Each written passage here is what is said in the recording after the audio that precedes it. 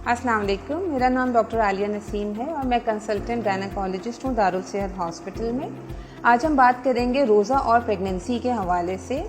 जैसे ही माह रमज़ान की आमद होती है तो तमाम ख़वातीन जो प्रेग्नेंट हैं उनका एक ही सवाल होता है कि क्या हम प्रेगनेंसी में रोज़ा रख सकते हैं।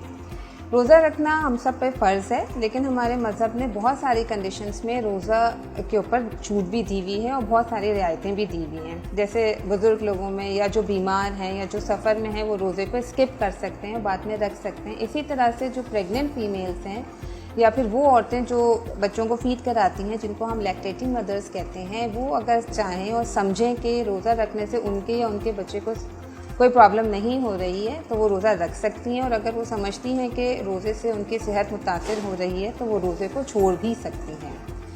रोज़े रखने के कई सारे फ़ायदे हैं, जिसमें बहुत दफ़ा रोज़ा एक बेहतरीन मेटाबॉलिक कंडीशन है जिससे आपका ब्लड प्रेशर भी कंट्रोल हो सकता है, आपके शुगर लेवल्स भी कंट्रोल हो सकते हैं, कोलेस्ट्रॉल लेवल्स भी कंट्रोल हो सकते हैं। इसके साथ साथ बहुत सारे डाइजेस्टिव इश्यूज़ हैं, जैसे हार्ट बर्निंग का इशू है, अल्सर का इशू है, कॉन्स्टिपेशन है, गैस्ट्रिक अपसेट्स हैं। तो ये सारी चीज़ें रोज़ा रखने से काफ़ी हद तक रिजॉल्व हो सकती हैं।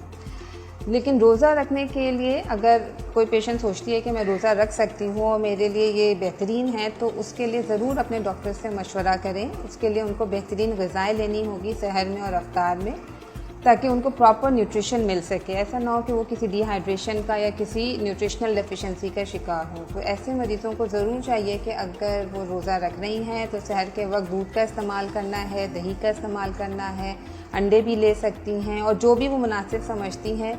इसी तरह उन्होंने फ्राइड आइटम्स और जो हमारे रवायती खाने होते हैं या अफ्तार की चीज़ें होती हैं, अगर वो अवॉइड कर सकती हैं, उसके बदले वो फ्रेश फ्रूट्स हैं, सैलड्स हैं या फिर फ्रेश जूसेस का इस्तेमाल कर सकती हैं, तो बहुत सारे मसलों से वो बच भी सकती हैं और बहुत आसानी से वो रोज़े मुकम्मल भी कर सकती हैं। वो ख़वातीन जिनको कोई मेडिकल प्रॉब्लम है, जिसमें ब्लड प्रेशर, शुगर या जिनके बच्चे की ग्रोथ मुकम्मल नहीं हो रही है, जिनको हम इंट्रायूट्राइन ग्रोथ रिटार्डेशन कहते हैं, अगर वो रोज़ा रखने के बारे में सोचती हैं तो उनको लाजमी अपने डॉक्टर से मशवरा करना है। और अगर वो डॉक्टर के मशवरे में उनको इजाज़त नहीं मिलती है तो वो फिर वो बाद में अपने रोज़े मुकम्मल कर सकती हैं, क्योंकि कुछ मेडिकल प्रॉब्लम्स ऐसे होते हैं जिसमें उनको लाजमी वक्त पे दवाएं लेना ज़रूरी होता है। तो बेशक रोज़ा आपकी सेहत के लिए बेहतरीन है, लेकिन अगर हम रोज़ा रखने का फ़ैसला करते हैं तो अपने डॉक्टर से ज़रूर मशवरा करें और उसके हिसाब से उसको फॉलो करें। Thank you.